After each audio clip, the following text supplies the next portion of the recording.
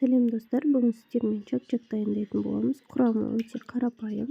Бізге керекті 2 жұмыртқа, щепотка соли и сода, чайная ложканың ұшымен және ұн салып, қамыр елеп, ең қандырамыз. Қанған қамырымызды жайма қылып жайып аламыз. Қалыңдығы 1-2 мм.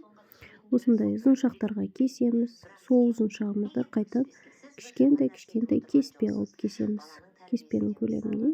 Енді мен қойылатын сұрақтар бар, қойылмайтын сұрақтар бар. Әрине, қазіргі жағдайда 2 үлкен арманым бар деп, баңа деп боянып отырған кезде айтып қалдыңыз.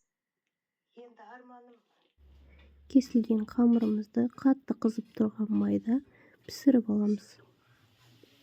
Сарғыш қылып пісірсеңіздер, өте әдемі көрінеді. Келесі кезекте біз сироп дайындаймыз. Менде мұнда бал мен қант екеуін қайнатып аламын.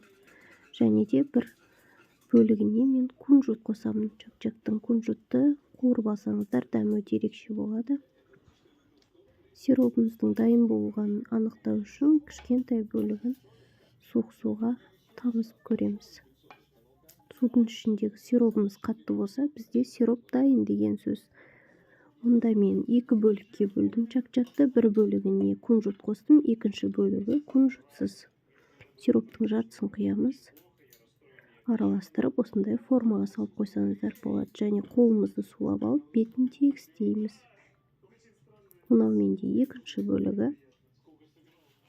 Екінші бөлігін торттың формасына салдым. Және үстін қалағаныңызша әсемдеуге болады. Менде мұнда грецкий орехпен әсемделген. Формаға салған чак-чагымызды 1-2 сағатқа қалдырамыз. 1-2 сағаттан формадан алсаңыздар болады. Өте жеңіл алынады.